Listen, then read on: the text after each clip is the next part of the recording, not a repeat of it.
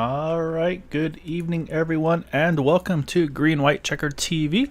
Tonight we have the Dark Horse Area 51 Indy Series here tonight at Pocono Raceway. 90 laps will be our race distance this evening as drivers roll off on track. So, Chris, we went from a 1.5 mile fast oval of Las Vegas Motor Speedway to a 1 mile very fast oval for these cars of Dover Speedway, and now we bring it over to the 2 mile Pocono Race, 2.5 mile, Pocono Raceway. Say again, with these cars, no surprise, also going to be very quick, a lot of throttle time. Also, though, a lot of drafting time. So, strategy, I think, could really play a big role in tonight. These cars have that pretty big draft window, usually about a second and a half or so. Whereas if you're within that window, you will be able to hold on to the draft of that car in front. So, it's going to be fun to see what's going to be the winning strategy here tonight. I do think there could be potential for some fuel strategy as well, kind of like we saw last week at Dover. I said we mentioned, Matt Wagner had that strategy just about perfect to the T. Just unfortunately, the luck didn't work out for him that night. So we'll see what we're going to get tonight. Should be a lot of fun, though. Looks like we got about 17, 18 cars taking grid this evening. So we're going to see who's going to be able to come out on top tonight. Yeah, definitely a big pendulum swing when it comes to the size of these tracks, and this is probably one of the toughest tracks for just grouping. Patchwork of you have groups of cars just going around. 3 turns, all of them are definitely different, and the strategy of where you're going to start at is going to determine how you want to race this race today. Yeah, and that's going to all start with qualifying, obviously. Whether you want to be up front and try to control the race, or do you want to be a little bit further back and just, again, use the draft all race long. So right now we've got about 8 cars put laps down. We got a handful more on track, so definitely looks like drivers going to be going for that qualifying approach here this evening. Not too many wanting to start towards the back, so that's always going to be fun to see how it's going to shake out. But yeah, right now it looks like we've got Nick DeGroot, I believe, has made his 2 laps. It looks like a handful are about to finish up their second laps right now, so very, very close up front. Looks like everybody's within a couple hundreds of each other, so going to be very tight on qualifying tonight. Yeah, it's one of those things where you might not run good qualifying laps here, and you might get stuck and kind of mired in the back. But with the drafting help and a little bit of the the pack racing that you'll have here, you can definitely make up some spots and have a good racing car as opposed to a bad qualifying car. So you might set your car up just for passing and everything like that, but you might struggle if you're in the lead. So a lot of these guys, there's a fine balance with this track. And then we have, I think, about 21 laps of fuel, give or take. So you can kind of mess with that there, and with 90 laps, it's going to be kind of a big strategy, especially if we have a wreck early or late right after a pit stop. Yeah, and that's exactly. I think that's going to be the story of tonight. Is going to be that fuel mileage, because I was doing some rough math, and that's always a dangerous thing for me to do. But it looks like on the numbers, if you want to make this a 4-stop race, you need to go 18 laps, which again, based on the number we're hearing, roughly about 21 laps, maybe should be no problem to get to that point. The question is, could they maybe stretch an extra 2 laps out of it? Because doing the math again, for a 3-stop race, you need to average about 22.5 laps, which of course here at Pocono, half lap won't get you very far. So you need to go 23 laps to make it on a 3-stop strategy. And again, with the pace of these cars, these guys are going to be going probably 215, 220 plus down the straights. I think if you can cut a pit stop off and just use that draft to its full ability, I think that's going to be the winning strategy if, of course, we go caution free. Oh, definitely. I'd like to take a quick little segue here into doing a little bit of a callback. For the last couple races that we've done, we've had over 150 people watch, or right around that number. So thank you all to the viewers that have been watching and supporting us, supporting Gael and things like that. So I'm pretty new to the broadcasting game, but I know you guys have been watching Gael and all the rest of his friends do the broadcasting stuff, and I'd like to give a big shout out to all you fans out there. Yeah, I wouldn't be able to do anything without all the viewers. That definitely makes a big difference. So it looks like qualifying just has completed here. As you see, cars starting to grid up here. what we'll do now is we'll pull up our starting grid for tonight's event. And it will be Nick DeGroot on pole position by 0.06 of a second over Matt Wagner. Yari Brubacher, Gary Corley, Eric Peterson going to round out our top 5. Then you go to Luis Gonzalez Nunez, Jeff Hysong, Christian Alesho, AJ Hobson, Jim Herrick, our top 10. And Charles Teed, Dan Morera there in 12th. And then going on down further, Joseph Morales, Dylan McIntosh, CJ Holloman, Taylor Reeves, and Joseph DeSiro will be our 17 starters tonight. Notable that I'm not seeing here this evening is Craig Forsyth in that number 27 machine. Unfortunately, not sure where Craig is tonight. Maybe some conflict in schedule, or maybe not sure. But definitely missing Craig here this evening. So we'll see. I say hopefully that this I would think has to be at this point his drop week, if you will, for the points for the season-long point standings, as this will be race number 3 of 12 in the season. And again, there are no playoffs in the Indy Series. It's just a straight 12 race playoffs, or straight 12 race season, I should say. So yeah, don't expect to see anything on the playoff side here. Kind of like I said, kind of like old school Indy cars. No green white checkered, single file restarts, just a regular season. So that's what we expect to see here tonight. And I'm looking forward to this. Is going to be very interesting to see with these drivers, especially mid pack, because these guys are going to be stepping all over each other's toes. Oh, definitely. I don't think we had anybody over 3/10, in qualifying from 1st to 15th. So we got a couple guys that not take laps, but it's going to be a very close race over here. Guy, a little bit of thing for me. I've never necessarily liked starting, sideways whenever you come to some of these tracks like Pocono and I think Charlotte and stuff like that. Do you think for these guys where, they have lower gears, do you think sometimes they spin out and they not necessarily know where they're at? Oh, we just had one right there. Oh, my gosh. I'll say these guys are getting all the heat in the tires that they can possibly get. And that's the thing, too, is, you might want to get every little bit you can out of these cars. And I'll say it's one of those ones you never want to get caught doing it, but it looks like everybody else is going to get off cleanly. So, there have been times, and I've had my own times, too, where I'll roll out of pit road.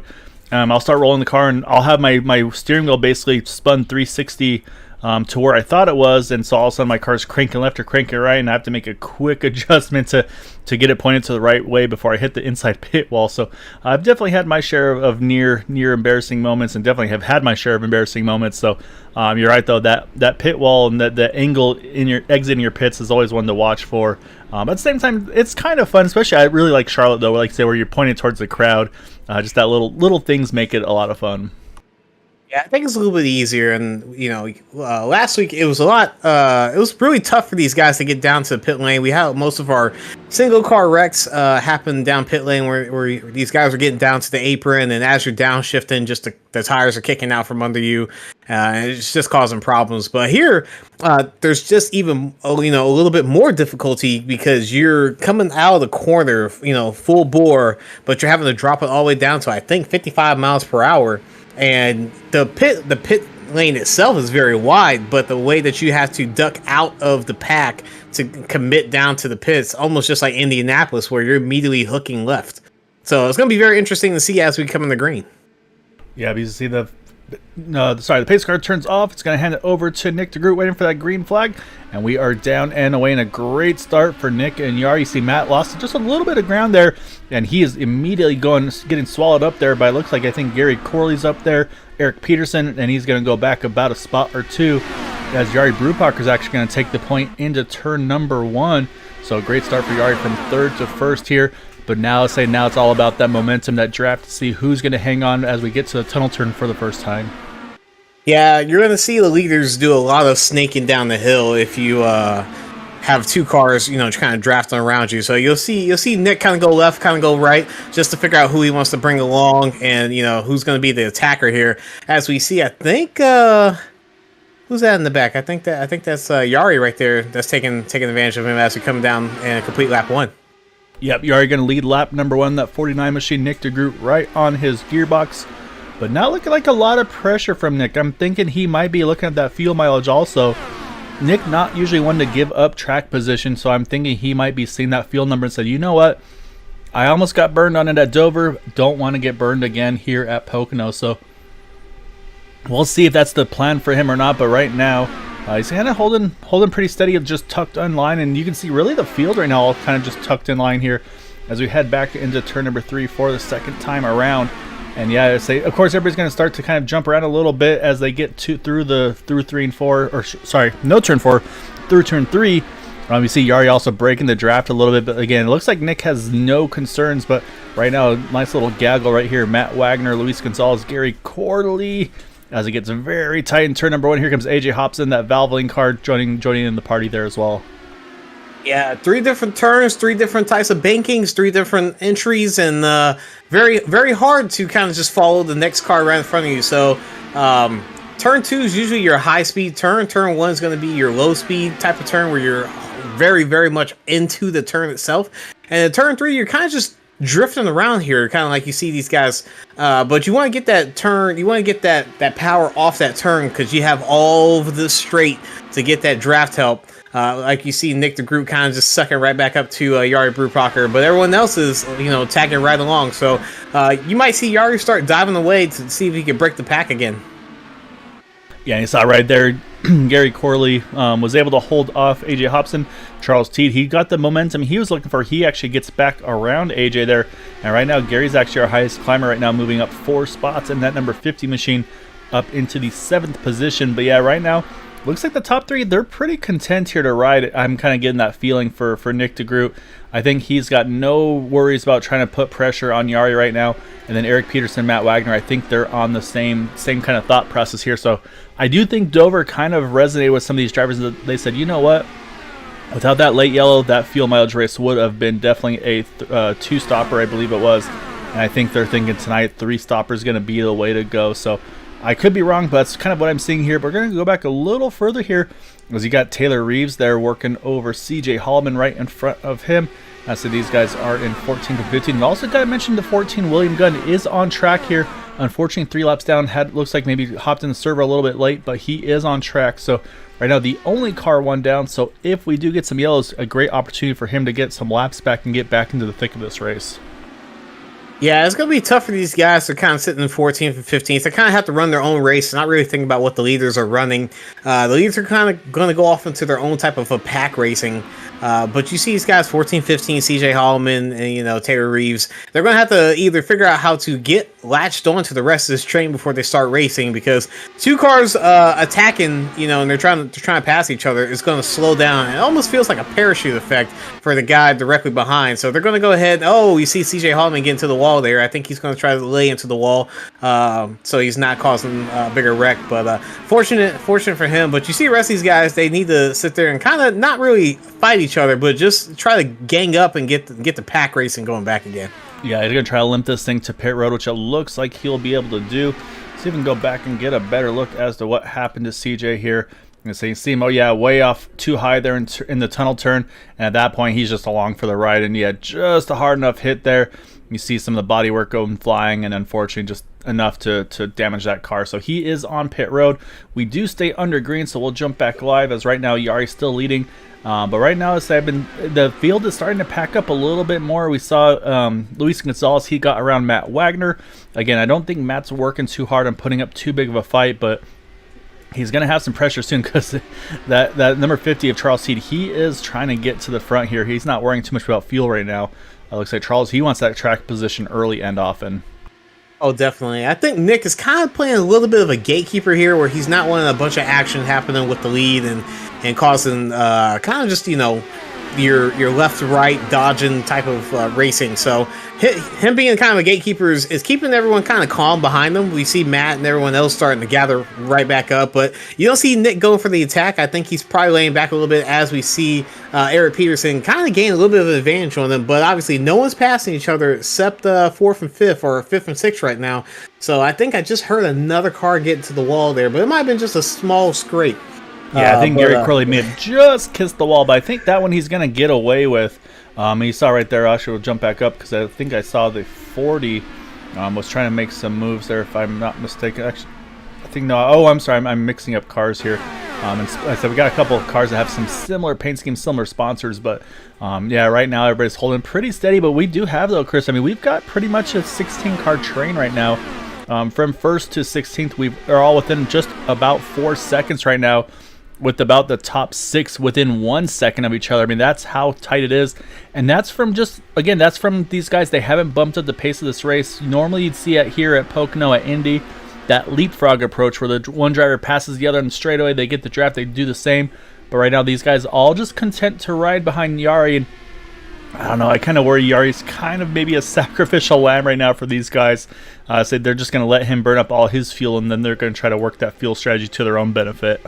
Yeah, definitely a smart move by Nick if that's what he's trying to do. And kind of just keeping it at arm's length where if he starts getting away, he can just pull him right back. But he's not trying to pass him, not trying to use as much gas as Yari's doing right now. So Nick's in a very good spot, and the rest of these guys, they're still trying to pass each other, but they're doing it cleanly where they're not losing too much time. But you'll see, every couple of laps, you'll see Jari, try to defend where he'll go all the way down to the right of your screen, then all the way back up to the left right before they start making a turn.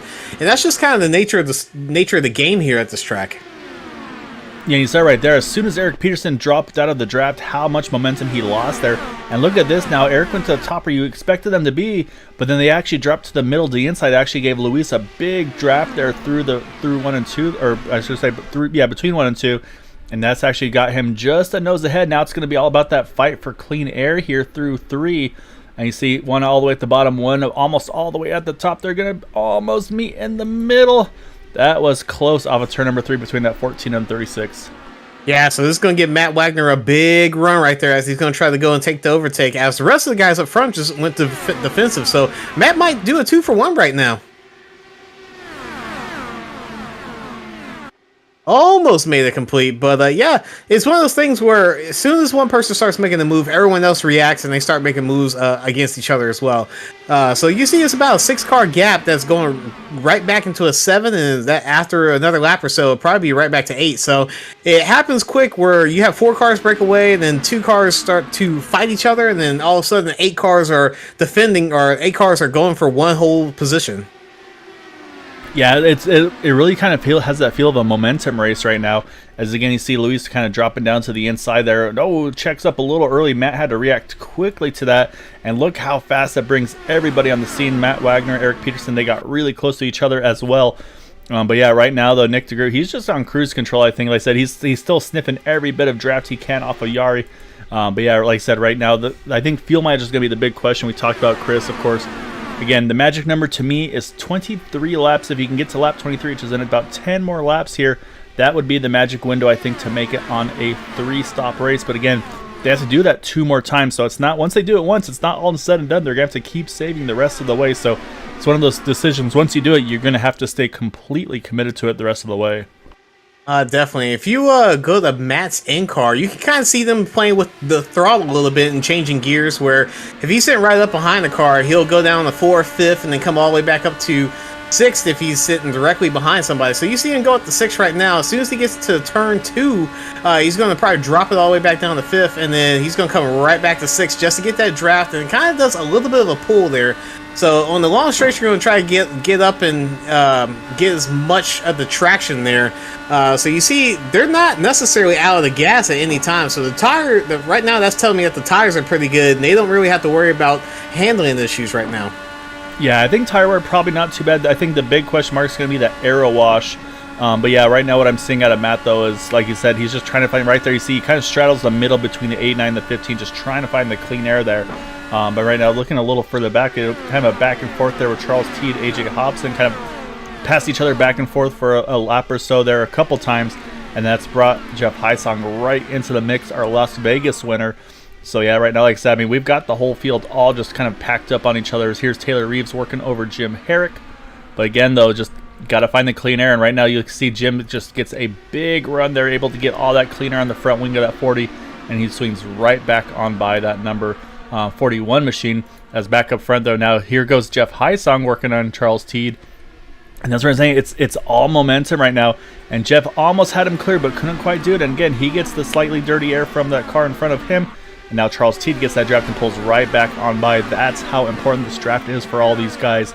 And that's why they're all fighting so hard to stay in that position they're in. Yeah, and when you're trying to make those spots, you see a big gap in front of them, and you get the draft, and you're like, oh, okay, I could pass them. But if you're not able to complete that pass, and you just parachute both both of you guys around, all of a sudden you can't catch back up to everybody. As I think right now we see Charles T just trying to catch right back up to the end of this pack.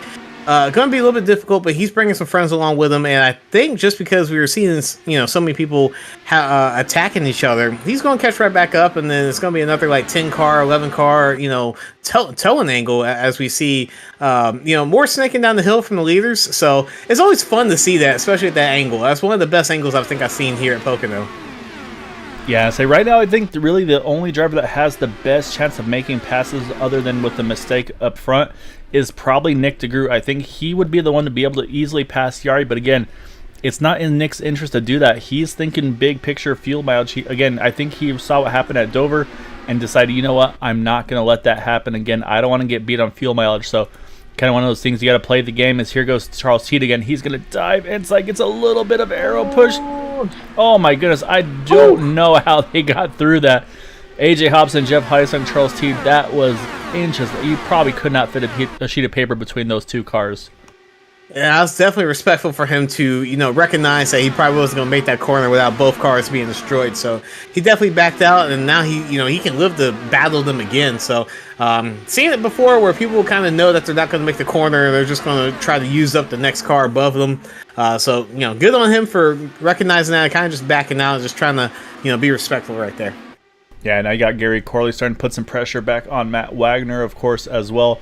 Say Gary right now running in the 5th position here in that number 7. And again, you see everybody starts to just kind of move around, try to find that little bit more clean air if they can get away with it. Do need to mention still a couple cars off pace right now. And actually, we got Jim Herrick. Oh, Jim Herrick looks like he had an issue off of turn 1. He's down on the inside up against the wall. There's the caution. Yellow flag is out, unfortunately. We'll have to go back and see what exactly happened to Jim here at the time of yellow. So we'll back it down a little bit here. You see Jim on the outside of, I believe that's Joseph Morales in the 60. And I think this might be one where just didn't quite have the room on exit. Not sure if he just got the dirty air or maybe a little bit of contact. And actually, I think he lost all his momentum out of turn number 1. The 41 just got into the back of him a little bit, and then from there, he looks like he was just along for the ride. It looks like maybe suspension broke because that car just cut hard left, almost like either something broke or maybe even a hardware issue for Jim. And yeah, that's a pretty big shot for that number 40 machine. Ooh. So yeah, so you saw he went straight to take a tow. So this is going to change things, though, Chris. Again, we talked about fuel mileage. We're going to have to see how this shakes out a little bit. So we'll jump back live here. Back up to Yari Brewpackers. He catches up to the pace car. There we go. Now we're back live as they're going to head into the tunnel turn now. So everybody's going to pit. There's no questions there. We're going to be pitting at lap 21, it looks like. And again, the magic number to me was 23. So I do wonder, now it's, if you're going to save, you're going to have to save even more aggressively, or do you just say, you know what, I don't think I can back down my pace that much to save that number. So we might see a split strategy of kind of just full rich, go for broke, and others, again, might see a similar situation like with Nick where he's just kind of riding behind Yari. So, and of course, maybe see some topping off here on the one to go next time by. So we'll see what the strategy is here. Yeah, I think a little short for these guys that wanted to pit. I think they could have stretched another 2 or 3 laps, possibly, is what we were looking at. So it's going to kind of throw a little bit of a wrench into everyone's plans right here. But as you can see, big pit lane, really shouldn't have any issues people getting in. I'm not too sure what the strategy is going to be like for these leaders right now going into this. Now they have to, kind of cut their stuff by 2 or 3 laps. If I'm in the back, I'm probably going to go, into the pits again now that there's a lap down car, and the pits will probably stay open for one more lap. Yeah, exactly right. And with iRacing, also the bigger tracks, 2 miles and larger, so Pocono, Indianapolis, Auto Club, Michigan, they have quick yellows here. Apologies. They have quick yellows, and so what that happens with that is that what they do then is they actually have to basically pit the second time around. So the beneficiary of that one to me, though, is William Gunn. He goes now from 3 down to 2 down, and right now he is the highest car a lap or more down. He's going to roll into pit road right now, and it looks like on the battle off of pit road, looks like Yari Brewpacker going to win that fight, but Matt Wagner, he's going to jump around Nick DeGroot there, and he had a great pit stop. looking at Yari and Nick was about 8.48, 8.40 for Yari and Nick. Matt Wagner 7.75 seconds on his pit stop, so just that 0.7 of a second able to allow him to jump in front of that 89. Now Matt maybe he chooses to kind of be that one to just kind of stay on the toe of that number 49 machine. Yeah, I think Matt's going to be in a decent spot right here where he can kind of just, get his fuel game correct. He showed, last week that he did very well on managing the fuel and managing the race, where another yellow, kind of like right now, kind of screw up his plans right now. But I'm really interested to see what the guys in the back, like Dan Mora, Joseph Morales, Taylor Reeves, these guys are still sitting, 11th, 12th, 13th. I'm not sure what's going to happen with those guys if they want to keep attacking. I think we saw a little bit of a hiccup on the restart here, but with single file restarts, I think they're going to go back to single file restarts. Everyone's going to be kind of spread out, but at that same time, as soon as the guys in the back have a run, they're going to have a way more longer time to dive down into turn 1 and possibly go 2 or 3 wide. Yeah, and surprisingly, Joseph Morales is the only one to roll onto pit road to top off here.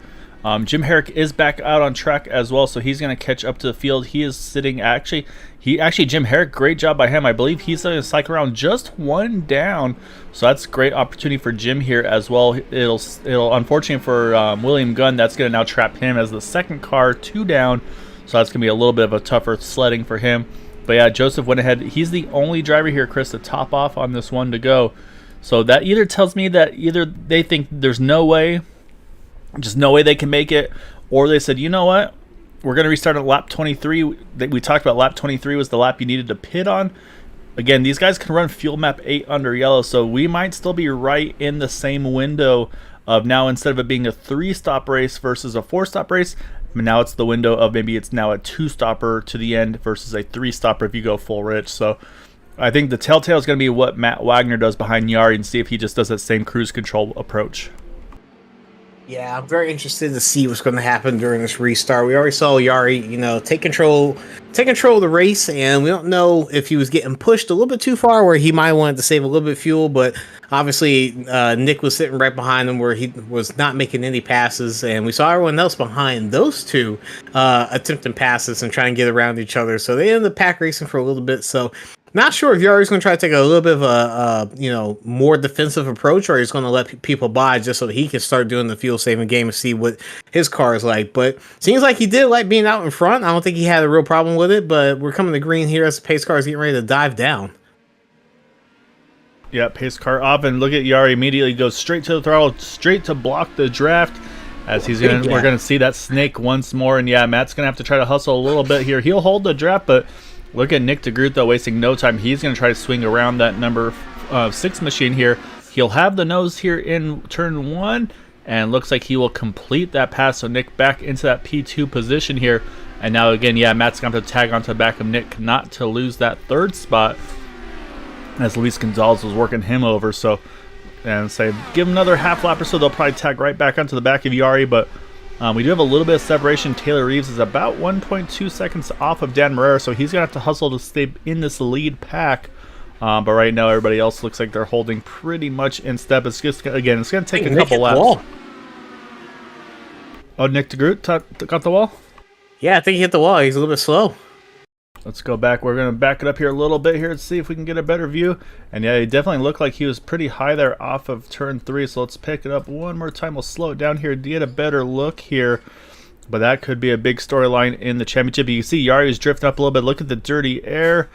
And I think he just scared it, but cost himself a ton of momentum. And that's what cost him those positions there from Matt and Yari. But while we were watching that, Matt's actually gone to the point in that number 6 car getting around Yari Brupacher. So this will be interesting now, Chris. Now this is the first time we've seen someone other than Yari kind of take control of this race. So now do we see Matt try to control the field, or do we see that leapfrog approach possibly by Matt and Yari to try to keep the pace of this race up?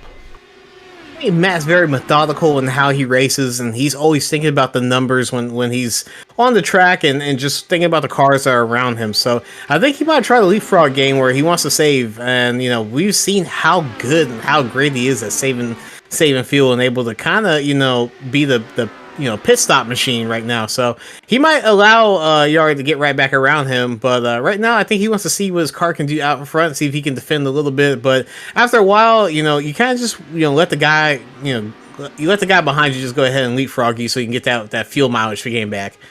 Yeah, you see right there, he went ahead and he stayed up high. Yari's going to swing low.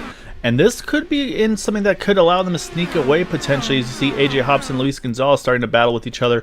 And there they go. See Yari had the lead. Matt's going to jump low here, entering Afo turn 1 into the tunnel turn. He'll take the point back. And this is where you kind of got to get it nailed down where, okay, where do I make the passes win to really maximize the speed between both cars. So you see again, Yari's going to stay in line here through 3. But I expect to see Yari get a big surge off of 3 in that draft and probably swing right on by. But again, you see Matt, though, doing this, dropping to the apron, this leads me to think Matt wants to keep control of this race and not let Yari by. So this is intriguing to see kind of what the official approach is going to be. Like I said, Matt may be thinking, hey, I don't think anybody can make it. Or if we keep the pace of this race up high enough, nobody else will be able to just sit and ride like they were in that first stage.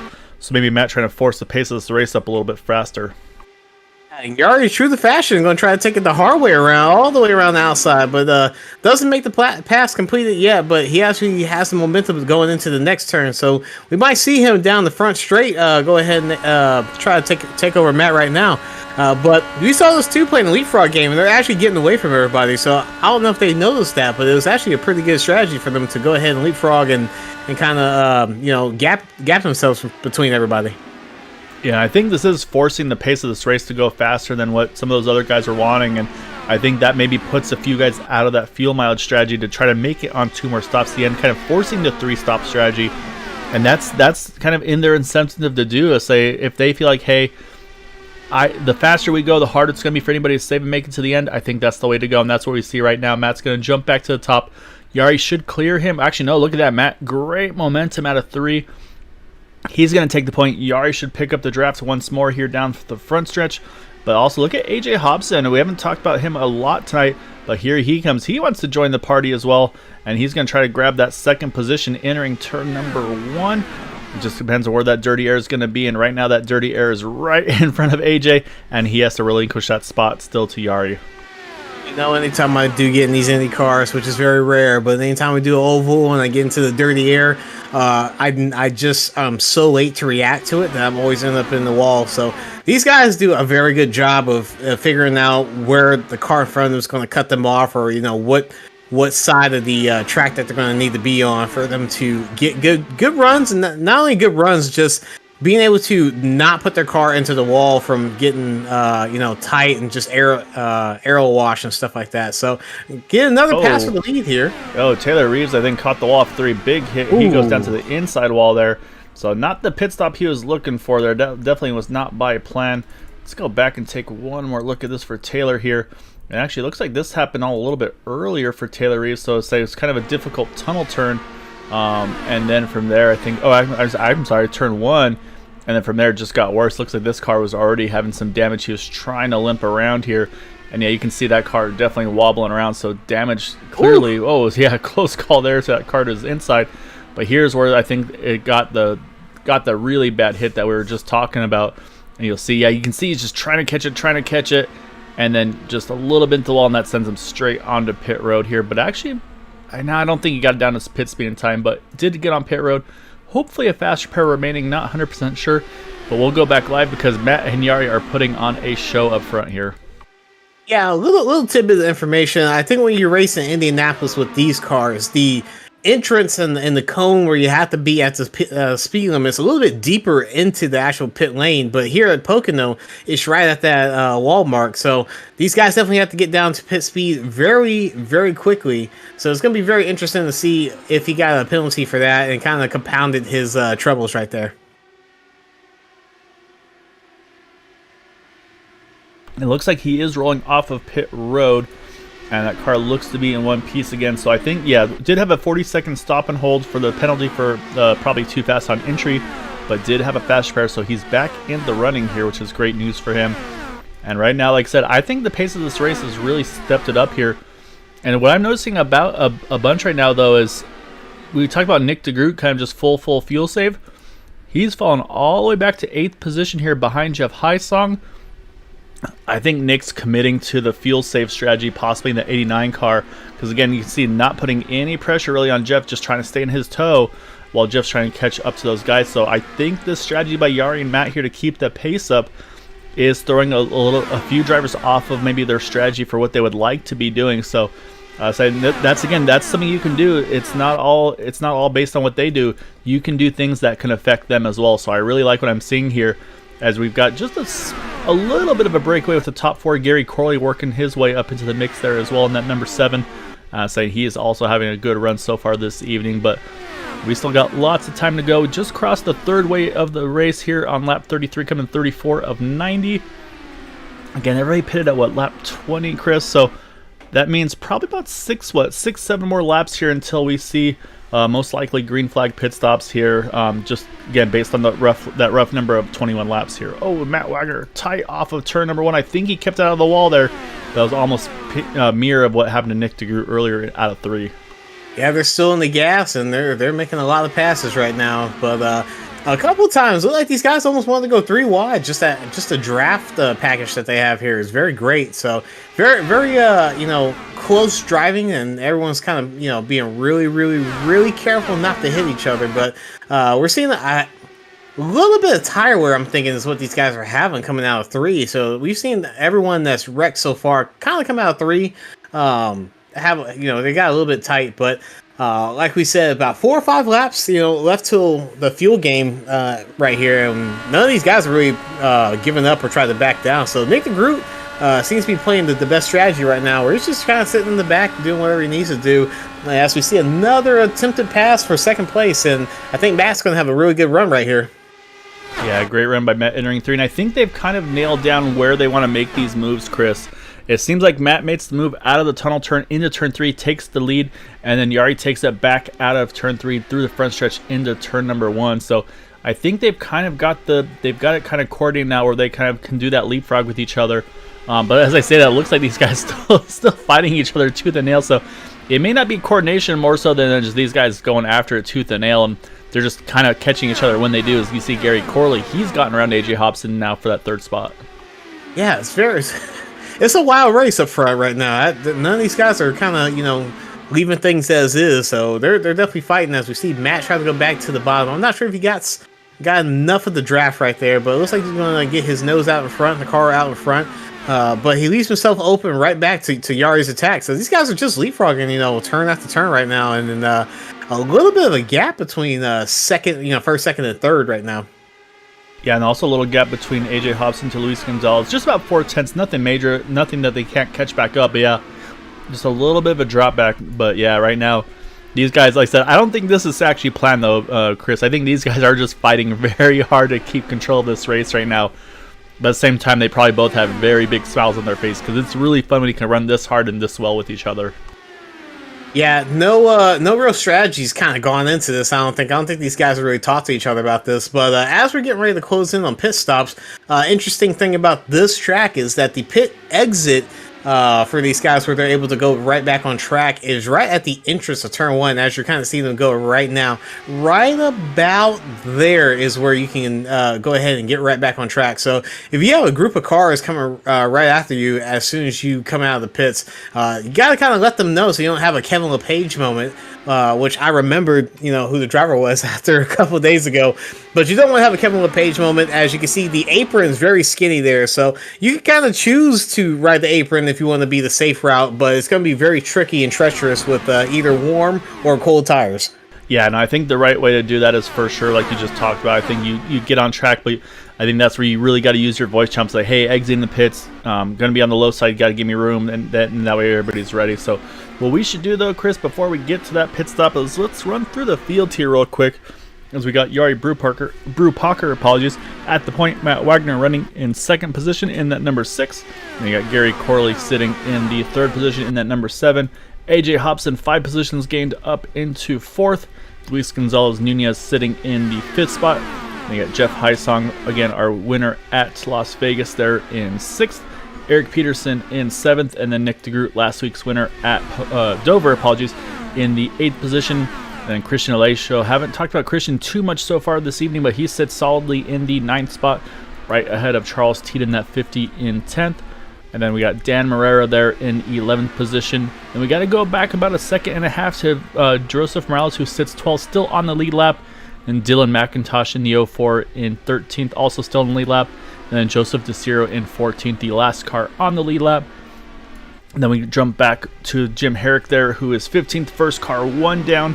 And then 2 down is that 14 right behind him of William Gunn.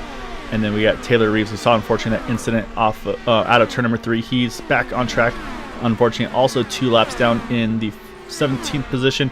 And then CJ Holloman, again, some sort of difficulties for that number 58 machine, but is on track, 11 laps down. But love to see the commitment. Just, as they say that, of course, just catches the wall pretty solidly there in turn 3. That's going to be a unscheduled pit stop for him. And definitely did not have that planned. And CJ, apologies for catching it right as it happened. But he does make it to pit road, so we will stay green. But we're going to jump back to our leaders here, though, Chris, because it is just about time here. Again, they all pitted at 20. A couple call-outs.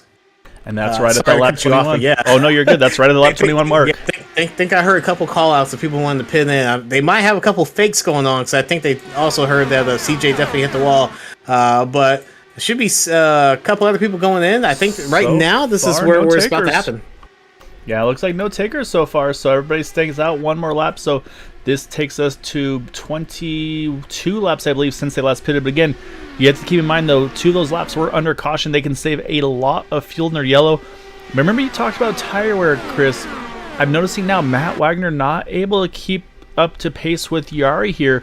Not sure if that's strategy or if that's something going wrong. And actually looks like Jeff Hysong, Luis Gonzalez Nunes, they're going back and forth there for just a moment. As I actually see Jeff Hysong, he's starting to drop a couple of spots here as Eric Peterson trying to work his way by. But looks like Yari Brubacher, he's our first. So that makes sense. Yari led a lot of laps. He's on pit road, and he's the only car on pit road. So this will be a good question mark for us now, Chris. What is the time loss track position-wise during a green flag pit stop? Will they get knocked down a lap or not? So this will be big to see. And of course, now we're going to see who can go how much further, because that's going to be the next question, is to see, can anybody maybe make it on that 2-stop strategy instead of a 3-stopper from when we had that yellow. So yeah, we'll see. Yari just entered his pit stall about 2 or 3 seconds ago, and Matt just came around turn 2. So now he's at turn 3. So Yari will probably be around turn 1 coming to the first set of straights. Never mind, Matt's already in the pits too. So interesting to see. So Yari's already back on the track. He came out during turn 1. It was clear for him. So going to be very interesting to see what the gain is, if the over or the undercut is going to be the advantage here. Yeah, and saying Matt Wagner definitely hustled it in pit road. Hopefully got down to speed and time, so you can pit here and not lose a lap. So that's good to know. As right now, AJ Hobson had the lead for a moment. Now Gary Corley's going to try to take it as they hit the tunnel turn, and he will take the point in that number 7 machine. And then right behind him, I'll say AJ right there, Luis Gonzalez starting to tag on as well. So again, I say the question mark is going to be how far do they need to go before they can pit and make it on one more stop. But we got 2 hitting pit road now. That's going to be Gary Corley, AJ Hobson, and bringing in contact on the entry there. I think the 81, I want to say, got in way too hot. And that's going to be significant damage to AJ. Held onto the car, but will need a fast repair. And that's a tough break there for AJ. Thought he had everything taken care of, but unfortunately, there's a little bit of connectivity issue for Christian Alessio. We'll speed it up here and take a look. As you see, he gets down to pit road, but then you can see he disappears for us. And then what you're going to see is he shows right back up with a huge head of speed. Wow. Yeah, tries to avoid the forward, but unfortunately just too late. Maybe either got too late in the brakes, or again, that connection issue may have been, unfortunately, what cost him there. But as they go through pit road, we got Eric Peterson, Charles Teed on pit road, along with Dan Morera. And then here are the fuel savers, though. Nick DeGroot, Luis Gonzalez, Jeff Hysong, all still staying out here. So those that pitted right now, Matt Wagner, he's won this race off of pit road. He's actually clear of Yari Brubacher by just under 2 seconds, which basically prevents Yari from stealing the draft off that number 6 car. So Matt wants to hustle this thing as hard as he can to keep Yari out of his draft. That way he can just stay away and run his own race at this point. But now the question mark is going to be the fuel mileage here. Is going to be, can anybody 2-stop it at this point when they hit pit road? So we'll be doing math as soon as we get pit stops completed. As here comes Luis Gonzalez, he's going to pit. Jeff Hysong's going to pit. Joseph Morales is going to pit. And there he goes, Nick DeGroot. He's going to go for the long run here, trying to save fuel. We'll see if Nick can make some magic happen here as we're at 44 to go. Yeah, so very interesting. When you're doing the overcut like Matt did to Yari, you have almost a little bit of a timetable where you can only run 2 to 3 more laps, to get overtake on these guys. So right now, the thing I want to see is where's Nick DeGroot going to come out? Where Matt Wagner is coming to start finish right now. Let's see where Nick's at. I'm not too sure right now, but yeah, Nick's coming out like 3. Yeah, so Nick's coming out of 3, and now he's coming out. Yeah, now he's going to be on pit road. Not sure if the overcut's going to extend this much, but what we saw Matt do to Yari was, kind of textbook overcut strategy. So I'm not sure if Nick's going to get out in front of these guys. We'll see. We'll see here in a minute, as it's a very long drive down to his pits. Yeah, so being in pole sitter as well, he's got to go all the way to the absolute very end. But what I'm looking at though, Chris, is he's pitting here at 43 to go. And we talked about the magic number being about 22 to 23 laps. So he can do it from here on one more stop to the end. That being said, the question about if he's going to get ahead of Matt, the answer is going to be no, because Matt's already long gone here.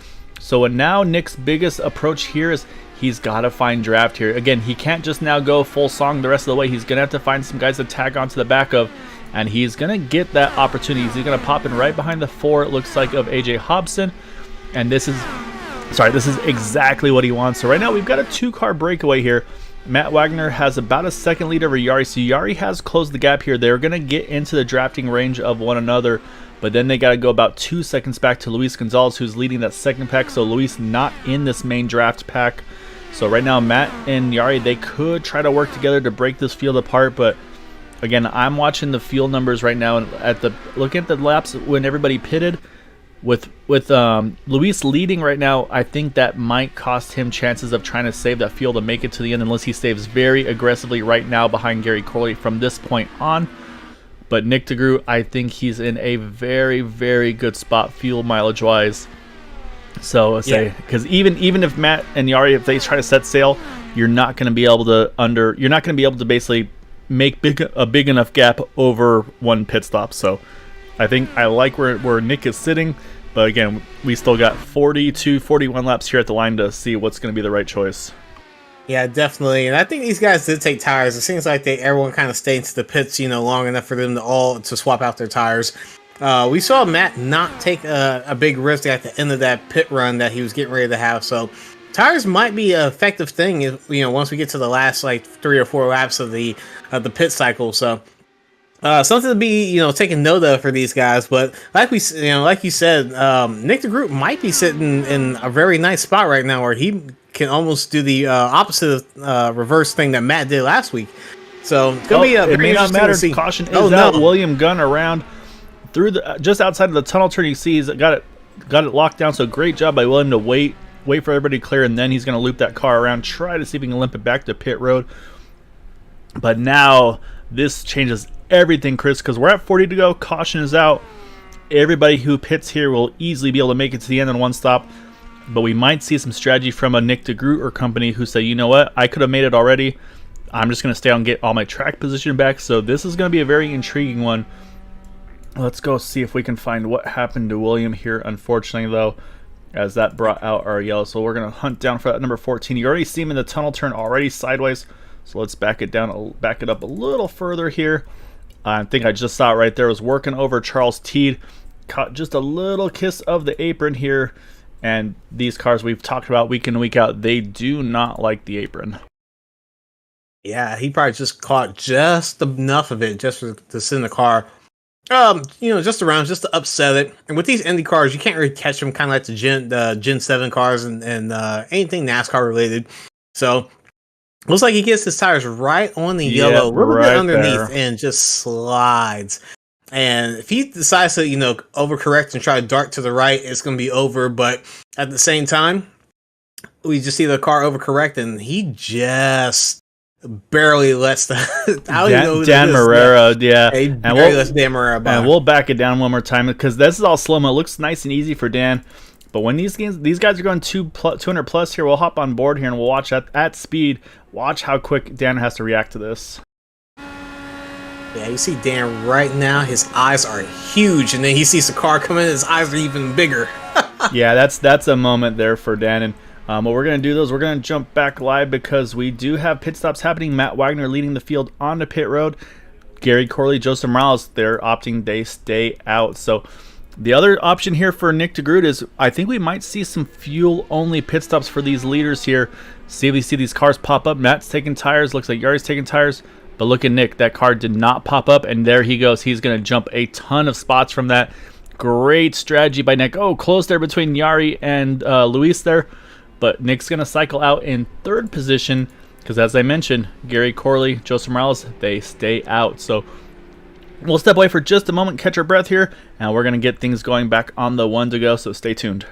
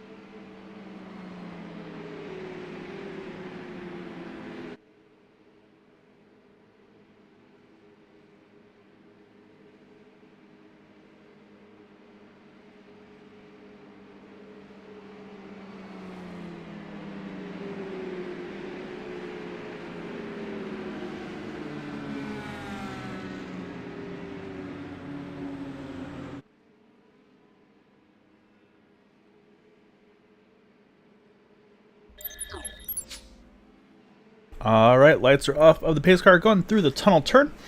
Do need to mention it looks like Christian Alesio got one of his 2 laps back, so he is now sitting in the... Oh man, actually, if those 2 leaders had stayed out or had pitted, he would have actually got the waiver and to be just on the lead lap again. So that's a tough break for Christian there. But he is going to be right now 3rd in line. But again, he is the first car 1 lap down and the only car 1 lap down, so he's in a good spot there. But it's going to be Gary Corley, Joseph Morales, who stayed out, pitting at lap 44 and 46 here, Chris. Nick DeGroot at 51, fuel only. A.J. Hobson, fuel only. Matt Wagner, the first on 4 tires. So we're going to see what these guys have on this restart. Yeah, going to be very interesting to see what they're going to do as we have another big gap at the front of this race. I definitely would be caught off guard if it was me, because we already see some guys in the middle of the pack fighting already, but the leaders are already gone. Yeah, it was a great start for Gary and Joseph. I think they were able to take advantage of the lap car there just a little bit as they start to build speed up. Again, Nick is safe. He's in the draft. He's going to be able to chase these guys back down, so no risk of losing the main pack here. But like I said, Gary Corley, though, he's got some track position that I'm sure he's been loving to have for a long time here. The question mark is, can he make it to the end on one stop if we go green to the end, or is he maybe banking on a late yellow in this one? As Nick DeGroot, though, he's going to try to roll the high side. He's going to clear Joseph Morales, grab position number 2, and now he's got his sights set on Gary Corley. He's going to try to get to the point as, again, the snaking continues. Nick's trying to decide. He goes up, he goes down. He's going to send it into turn number 1, try to take the lead back of the race, and he will. Nick DeGroot back to the point. Oh, tight off of 1, able to stay in it, but look at the momentum Gary gets off of 1. Yeah, Nick hasn't been up front in a while. He's just been kind of sitting in second, and then he decided to sit back. So almost smacked the wall and ended his whole race right there. But he's in front. He can kind of do what he does best, and that's just control the race while the rest of these guys try to come back and attack him. And that's going to be the question: is now where does the pressure come from? Right now, the first driver on tires is Matt Wagner, but again, they hadn't pitted that long before, so I don't think it's going to be too much of a deficit for Nick or even for AJ Hobson sitting there in 4th. So it's going to be intriguing to see kind of if there is a tire difference or not for these guys, or if the aero makes enough of a difference for everything. But let's say, like I said, right now for Nick, though, he's loving what he's got because he's got clean air. He doesn't have to worry about fuel anymore. He can just go basically full rich and doesn't have to stress over anything else behind him now. So I say now that fuel saving strategy is pretty much over for at least those that pitted. I'm still a little nervous for Gary and for Joseph, but we'll see what happens here. But right now, Nick's going to continue to lead here. And again, if Gary just chooses to stay in the tire tracks of Nick, stay in that draft, save fuel, that could make life very, very difficult from 3rd on back to find a way around to put any challenge on that 89 of Nick DeGroot.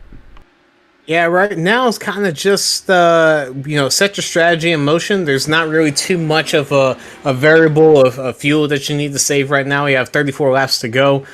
So if you're somebody like Matt, he can kind of just sit back, use his tires, and save them, effectively until these guys are going to have a little bit of trouble coming off the turns. He can just pick everyone off kind of one by one. But they're in a pack right now by themselves, 5-car pack, and we see a little bit of a pass for 3rd right now, a little bit of a bobble. But yeah, these guys are in a 5-car pack. They don't really need to worry about anyone behind them until they start wanting to race each other. Yeah, you see a little bit of momentum loss there for Joseph out of turn number 3. Cost him 1 spot, almost possibly costing him 2, but Matt can't keep the momentum there. Had a little bit of dirty air there, couldn't make the pass happen, so Joseph holds on to 4th for now. And now actually looking back at AJ Hobson through the tunnel turn. And again, looks like he's going to have to roll out of it just a little bit. This will compromise his exit here. And you can see how much ground Matt is able to gain there just off that tunnel turn as he dives it into turn number 3. But again, you can see Joseph's able to roll the outside so well, keep the momentum, keep that car wound up, and just swings right by that number 6. Yeah, I'm not sure who's going to really be able to kind of take it to Nick DeGroot without Nick kind of making a mistake right now.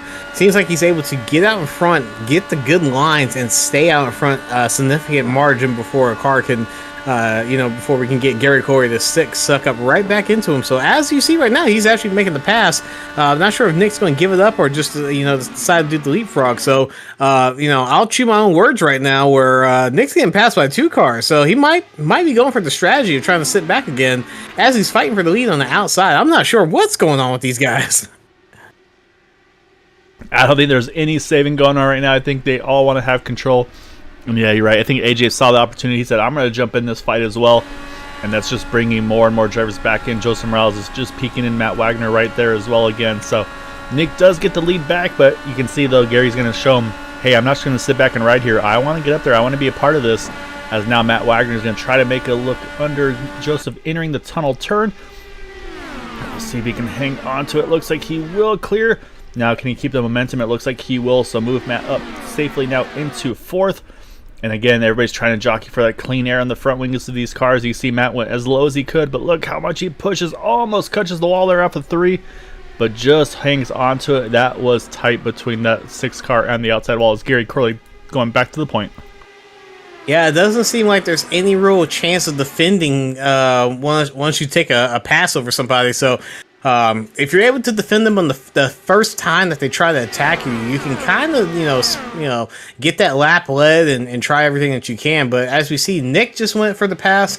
Depending on how this corner works out, he might get passed as he goes into turn 3. Yeah, and I think this is also, I think these guys are going to start to learn, try to jockey and figure out, okay, where do I need to position myself in 3, in 2, where do I need to make the move to try to take the lead? Because right here, you see Gary, he makes a move back low, but at that point, he's already past the start-finish line, so Nick would have won that race at that point. Again, we still got 29 laps to go. So, but these guys are going to be thinking about, Gary's going to say, okay, I made the move in 3. It's not soon enough. I'm going to probably have to get him in the tunnel turn, and that is going to be the winning move. So, like right here, Nick, once again, he's going to take the lead going in through the tunnel turn, and then Gary's going to get the momentum again off the tunnel turn. But again, it seems like Nick's able to hold the point, though, through the start-finish line, and so I think that's going to be where these guys have to make those adjustments. Yeah, you gotta think of yourself as if you're that third or fourth car, where can I make that advantage where these guys are coming through? We saw AJ Hobson, get real close to Gary Corley as he was sitting back as they're, swapping for the lead right now again. So I think he's a little too close to really try to take over Nick and, gain make Nick go down 2 spots. So it's kind of the thing where you we have a wreck. Oh, caution out. Yeah, Dan Morera involved. Oh, turn number 1 here. That's going to bring a yellow out with 28 to go, and on lap number 63. And yeah, that car definitely has some significant damage. Unfortunately, we just talked about how good of a wreck avoidance he had earlier. Not the case this time, unfortunately, gets involved in it. So we'll go back. Let's try to see what happened to Dan here, as it looks like it was in 1 and 2. So we're going to watch that number 26 machine, get a better look at him here. As right now, looks like he's just to the outside. I believe that's the 41, if I'm not mistaken, of Taylor Reeves. So we'll see maybe some contact on the entry, and that's exactly what it was there. Dan was trying to turn in. Taylor wasn't quite making his entry, and that just puts Dan straight up into the wall. So kind of one of those situations. It kind of looks like fighting for the same real estate, but yellow does come out. And I believe beneficiary of this will be the 81 of Christian Alesio. You see Dan, he's going to make it to pit road. However, caution is out.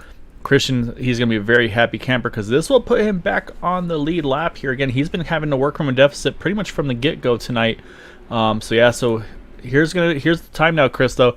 Again, we're going to be pitting. It's outside the field window. Nobody's going to be able to make this on one more stop to the end. So I think we will still see, I think these drivers will pit here. I think it's going to be 4 tires and fuel, no question. But then is now where things get interesting. What strategy do you want to do when you get to that final window, which would be in about 5 laps time from the restart? Do you pit early, pit as early as you can? Do we see some teamwork? Maybe drivers maybe say, hey, pit with me. We'll take a splash of fuel. We leapfrog the rest of the way, try to jump the field. And then if we get a yellow, they all have to pit. We can stay out. So this is going to be very interesting for strategy. I think we're going to see team play is going to come into this one, very important. Yeah, with 21 to 23 laps is what you're going to need. We have 27 to go with, I think, either 2 or 3 laps of caution. These guys haven't made their pit stops yet, so what you're going to do right now, which will push to about 26 to go. So if you're really risky and you're not trying to win the race and you hope that it goes green the rest of the way, you can put your gear mapping all the way down to about 4 or 5 and just kind of coast. Going to be really risky to do that, though, just to try to get two extra laps, but not sure what I would want to do here. I might be one of the guys that take a pit here. It's a long way around this track, and I'll probably come in, one more time just to top off whatever I just lost, and it'll be probably about 24 laps before we go back to green. So these guys could make it if they try to save 1 whole lap or 2 whole laps while running green, but not trying to race for the lead.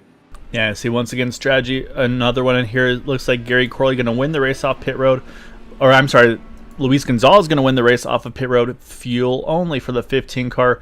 Nick DeGroot, the first of 4 tires. However, look in front of him. Jari Brupacher stays out in that 49 car. He's going to take the point. So what we're going to have here is Jari's going to have a longer pit stop when he has to take fuel. But right now he has the track position. So I'm skeptical, Chris. I don't think anybody's going to be able to pull a 24 lapper on fuel, even if they go full lean map 5 kind of situation. We've seen crazier things happen. Someone might try and say, hey, you know what? We were saving hard on the first stint. Because I would say, what was our magic number for that one again? I think it was, let's find out, 23 laps. So that's, you know what, Chris? That's only 1 more lap. So if someone's a gambler, I mean, honestly, yeah, let's go to like Joseph Desir or Christian Alesio just getting his lap back. I mean, Christian's going to have to restart at the back anyway. Why not pit here, like you said, get the fuel, top off, and maybe just go full save? I mean, we've seen crazier things, and I mean, it's definitely worth the strategy. I don't think we're going to see anybody in the top 5 hit pit road here, maybe outside the top 10, like maybe around Joseph Morales. Looks like, yep, and actually, yeah, here we go. Joseph is going to be one. He was one that topped off earlier in the race. Charles Teed's going to come in as well. So it looks like we do have a few drivers going for the fuel mileage. Christian Lacho, he did need to pit anyway. He had yet to pit under yellow. So this is going to get fun here. We've got now a fuel mileage strategy. We've got when to pit, because there's just so much window here, Chris. Do you want to pit early? Do you want to pit late? You know you can pit without losing a lap, so I feel like you want to pit early, but at the same time, I mean, when you treat this kind of like a Talladega, you're probably faster in a pack than by yourself. Do you want to pit early and lose the draft pack and possibly be running slower lap times than those that maybe stay out a lap or two longer? If I know I got a fast car, I can definitely save some and get by some of the slower traffic. Seems to be only about 6 cars really that are able to catch up and stay with that main pack without any road trouble. So if I have one of those 6 cars, or if I feel that my car has a little bit more in it, I'm probably going to go in the second pit and just get that little bit more, and I'll just save. I'll take the chance and try to go green, because worst case scenario, you can save while everyone else has to go into the pits again.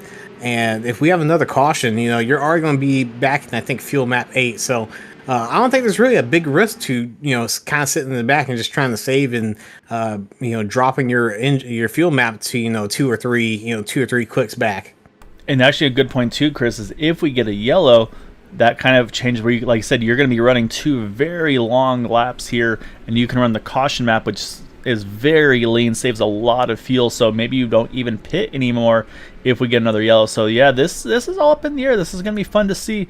That's what we're here to see. Is there's going to be strategy. There's going to be those that go for outright pace. There's going to be those that try to do the short pit. There's going to be those that try to save to the end. So we'll see what the winning strategy is as Jari Brubacher drops the hammer. We're back to green. He's got Luis Gonzalez, Nick DeGroot, Gary Corley, and AJ Hobson chasing him down. 24 to go.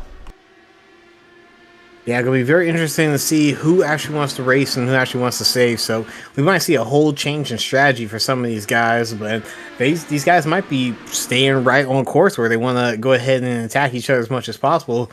Kind of just hoping for a wreck right now. So, I mean, if we get a caution right now, everyone's good to the end, I believe.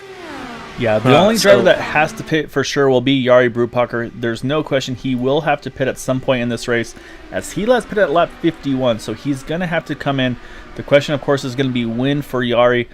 But yeah, I don't know for sure for these others, and that's going to be what's fun to see, is how aggressive do we see Nick DeGroot, do we see Luis Gonzalez? Do they say, you know what, there's no way we can make it happen, we're just going to back down and save? But what we do have on this restart, though, is once again the pack kind of split up a little bit. Right now you got 9 cars, Taylor Reeves being the last of those on the lead lap, and then you've got about a second, 1.7 seconds back to the second pack of Dylan McIntosh, who looks like just about kissed the wall there. He's leading the second pack, who's just outside the draft here, including a handful of those that topped off, like Dan Marrera, actually, I'm sorry, Charles Teed, Joseph Morales, Christian Lacho. So they're in a tougher spot here. So we'll see what the strategy is, but right now I'll say while we're looking at that, we do have a new leader, Luis Gonzalez, to the point. Yeah, and if I'm Jari right now, I probably would just take my chances and go ahead and go to the pits.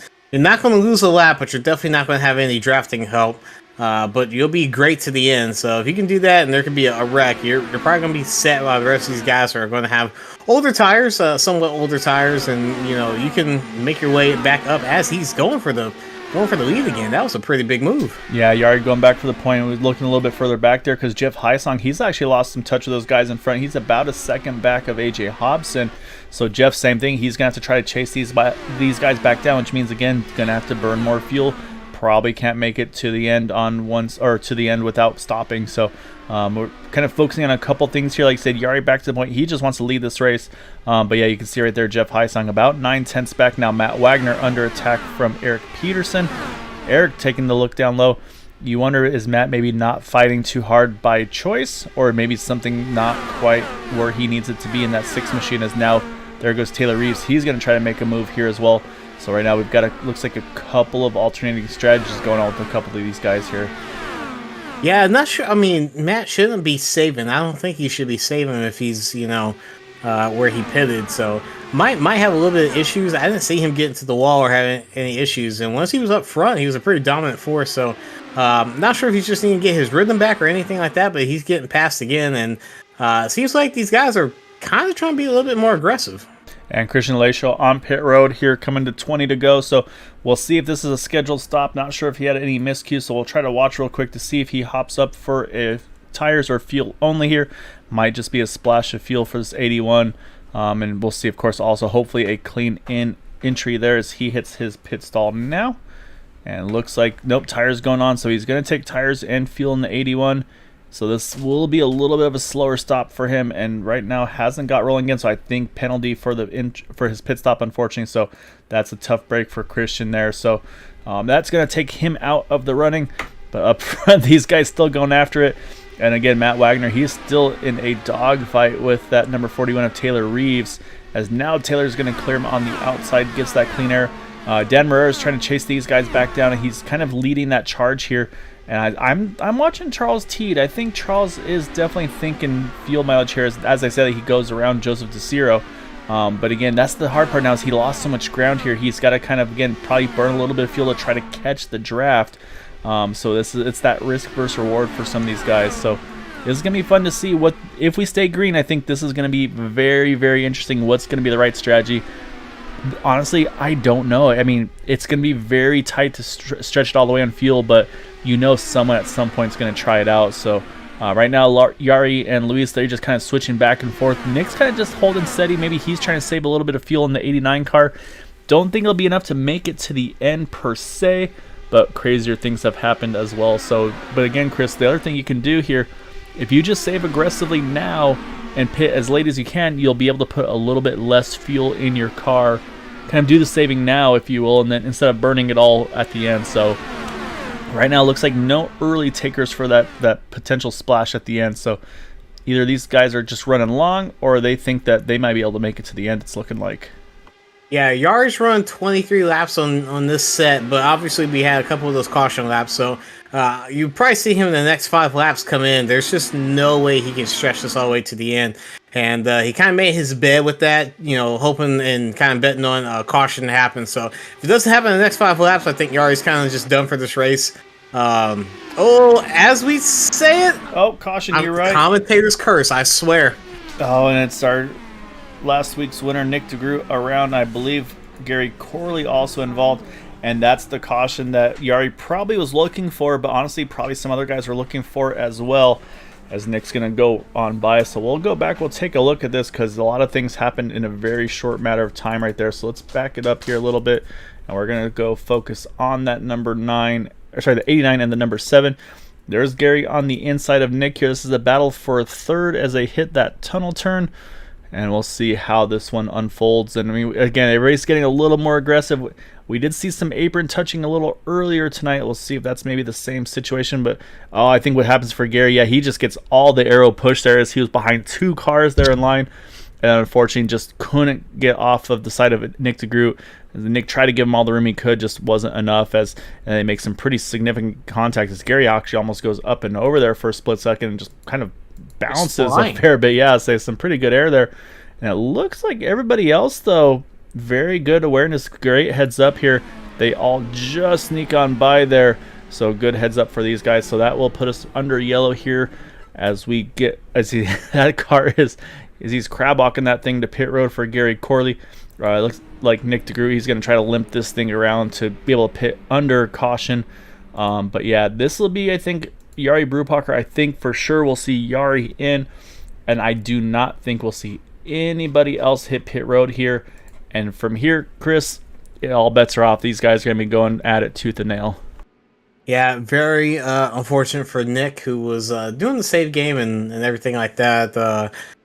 Looked like just 2 guys coming together for the same real estate. Obviously, that arrow push definitely affected the outcome of that wreck right there. So unfortunate for those guys, but this landed right back in Yari's kind of ballpark right now, where he's able to go get the fuel, not sit all the way in the back of the field, and kind of, it gave him exactly what he needed at the exact right time. Because I think he was only about a lap or 2 from coming in. Yeah, I think this like I said. I mean, it's still gonna hurt for Yari because he's gonna lose all that track position. However, like you said, at the same time though, I don't think this is as bad of a hit as it could be, because now, like I said, he's gonna be able to jump back up and be. He's gonna restart. Looks like in 9th position instead of probably around 14th or so. So yeah, I think this is honestly a net gain for Yari. And now this is going to shake up the running order once again. It's going to put Luis now to the point. He's been up here a good chunk tonight, but again, it's been kind of just ebb and flow who's had what win. But then you got AJ Hobson, Jeff Heisung, our top 3, and then Eric Peterson, Matt Wagner, our top 5. And I mean, even look at Dan Marrero, Chris. We just talked about him. He was, I believe, the previous incident in that 26 car, now restarting in that 6th position. So he got his fast repair, and he's been able to keep that car clean. Now he's going to be in the thick of this thing as well. Charles Teed right there as well. So this is going to get very, very dicey, very aggressive. These guys are going to be probably trying to go 2, 3, 4 wide here when they get these opportunities now. I don't think there's going to be any lifting. Yeah, we might see more crashes happen here now that everyone's kind of, they're good to go. They don't have to worry about saving. They don't have to worry about, with the laps counting down, they can kind of just go all out. So going to be very interesting to see. We have Luis, who I don't think has led the race yet. So a lot of these guys have, they've been up there, but they haven't been able to lead. And once you get that clean air, it's an absolute difference of air, air density, just everything that's going on. So defending is going to be very hard for these guys. I think if you're the leader coming out of the 3, you'll get past going into 1. But if you're on that last lap and you're coming out of 3, I think you're going to have that thing won. Yeah, I think that's exactly it. I think the magic spot to be is leading, entering 3. If you can do that, I don't think they'll be able to get around you through 3 to the start-finish line. So, Duty mentioned William Gunn gets one of his 2 laps back, so he is now 1 lap down as he's on pit road. So for William, he's saying, hey guys, just one more quick yellow. That would be good for me to get into the thick of this thing because I want to have a chance to win this race as well. So, again, you never want to have cautions, but at the same time, when you're in that spot and when you're the only one that's going to be eligible for that position, you kind of want them. So for William here, he's going to be, like I said, 2 down to 1 down now. Lights are off the pace car. Chris, we're going to restart with 13 to go. And you can tell everybody's saving as much fuel as they humanly can right now in these things. Again, probably everybody on map 8, probably clutching it. Hopefully nobody's shutting these things off because these cars do not have starters. So if they stall them and they can't get them refired, you're going to be in for a bad time as well. So, and right now you can see, like I said, everybody's kind of, you got a couple that are staying right on top of each other. You got a couple that are laying back a handful of tenths of a second. So everybody's got their different strategies of how to save fuel right now. So this is going to be fun. Luis has got control of this one as they come out of the tunnel turn, going to head into 3. And then from there, like I said, at this point now, we've got a 13-lap sprint race to the end. It's all or nothing for some of these guys. A lot of these guys haven't won the race here yet in the series, so I would be expecting them to defend for all it's worth. This is a very fun track. I think if you're ever getting into Indy cars when you get on iRacing, this is one of the first tracks that you should definitely try whenever it comes up on the schedule. Very fun. It teaches you how to change all the adjustments in the car and just the draft package with everything right now. As we have the cars going to green, not as much of a big gap right now, but we do see a breakaway of 4 cars with 3 cars almost going 3 wide in turn 1, all the way in the back. Yeah, there you go. Matt Wagner, Dan Marrero, Charles Teed. And yeah, Matt didn't get the start he was looking for there. His dad was able to get to his outside, but Matt's going to clear him, and he's going to get back into that spot as now Charles Teed, actually, he was under attack from Joseph Morales. Joseph did a great job up top there, and he's going to grab that spot from Charles as they head into the tunnel turn. But up front, though, AJ Hobson, he got around Luis Gonzalez here. So like I said, we'll watch and see here because right now AJ in the lead in ring 3. We'll see if he's able to hold it at the point for the start-finish line. Because, again, I think that's the telltale here. And you can see easily going to hold on to the lead there at the start-finish line as A.J. Hobson leads the race here with 12 to go. Yeah, it's going to be very interesting to see here. It looks like they almost want to go 3 wide into this corner again with A.J. Hobson. Man, I thought they were going to try it right there. But Luis Gonzalez gets the outside. He gets the good run, so he might be able to... It looks like he wants to do the outside again. Yeah, AJ didn't. Going into the corn. AJ was squeezing him there. Said if you're going to take the outside, you're going to have just the minimal amount of room there. as AJ holds on to it. But now this is going to be a good one here because AJ is going to have to run low. I believe that'll force Luis high. But as I say, look at that. AJ is going to steal Luis's line up top there, made Luis have to react to it. And he's, again, going to hang on to the point there. And, again, at the line, AJ Hobson leads that lap. So that's the timing. And, yeah, it looks like AJ, he wants to stay down on the low side, wants to make Luis take the high side around him. So this is very interesting. It looks like these guys are starting to think about where they need to position their cars if they can make the passes, because you can see AJ does not want to give up that inside line. Yeah, very smart defending right now from AJ right now. I've not seen that all night tonight during this race. So very smart defending. He's going to have to commit that. Oh, we have a wreck. Trouble in the back, Matt Wagner, and I believe it was the 36 of Eric Peterson. I don't think there's a caution yet. No, still no yellow, but it looks like William Gunn also involved in an incident here and still somehow staying green with all of this. So right now we're still going, and right now this is the battle for the front. But let's go back real quick here, try to take a look, because it looks like there's a moment with Joseph DeCiro and William Gunn here. We'll speed up and take a look as, oh yeah, you see Joseph got kind of hooked on the wall, and then unfortunately got into the side of the 14. And that's where Joseph's damage happened. And then just in front of them, this is where Matt Wagner and who was that? Eric Peterson made contact. So we'll go back and we'll try to take a look at Matt's car here. And I say got just a little bit too late there, so we'll back it up one more time here, and then we'll focus on the front runners. And oh, I think a little bit of contact, maybe net code between Matt and Eric, and then unfortunately in Eric trying to catch it, got back into Matt. So we'll jump up front. We're back live here because it is all to play for here. Right now, AJ and Luis still fighting for that top spot. This time, Luis has the inside line here. He's going to clear entering turn number 1. And also you see Nick DeGroot starting to peek his nose into this fight as well, as I believe Eric Pearson probably limping a little bit of damage there, probably not quite having the top end that he's looking for. And as you see, again, AJ actually gets the lead back into the tunnel turn here as we've got coming to 8 to go this time. Yeah, AJ's still doing a good job defending where he needs to keep Luis behind him. As we see Nick go all the way to the bottom and get a 2-for-1 right there. So amazing right there what he just did. He's probably going to get 3 all in one straight. So yeah, it's like Nick straight to the lead. 2 turns, 3 positions. Nick DeGroot to the lead. That is a big move out of that number 89. So now we'll see, can AJ do anything to get the pressure back onto Nick? And again, we saw AJ, he kind of wanted to protect the inside line. Nick DeGroot doing the same here. AJ's going to have a nose head entering the tunnel turn. This will be good. If they can stay side by side entering 3, this is what I want to see, Chris. I want to see where the momentum is here, because I think this could be how this thing's going to come to the checkered flag if we stay green to the end. And you can see right there, Nick able to run that short distance and stay ahead. And you can see right there, the 4 cannot get back to his rear wing there before they hit the start-finish line. So that's what these guys are going to be gunning after, is to figure out where they position their cars. As this time, AJ Hobson just for a second was cleared of Nick, but couldn't quite cut down in front of him. And now they have that drag race off of turn 1. Yeah, definitely going to have to sit there and force that outside line right now. So he's already taken over. Nick's not going to make the pass right here, but he's definitely going to have a good run coming out of this turn. So AJ's going to have to figure out how to do his defending tricks that he did earlier. But it's not over for just these two. These other guys behind them, they're definitely waiting to see what happens. So we might have a wreck with the leaders in a second. Yeah, that's exactly as they're going to try to position themselves. Like I said, I think Eric's still limping a little bit of damage, but is doing as best as he can as we're at 6 to go. And again, AJ able to get low of Nick, entering 1. But what I noticed there, though, was again, Nick was able to get around him and able to be at the lead at the start-finish line. And that's going to be the thing that's going to be what makes or breaks this race. Is you got to figure out where do you got to position your car here to win this race. And it doesn't matter if you're ahead of him at the end of the straightaway, as long as you're there, because again, start-finish line's pretty close out of turn number 3. You don't have to go too far of a run there out of 3 to get to the line. So yeah, so this is the crucial point. Again, you see Nick able to stay in front here at that point. So this is where maybe AJ Hobson might need to think about changing where he makes the pass.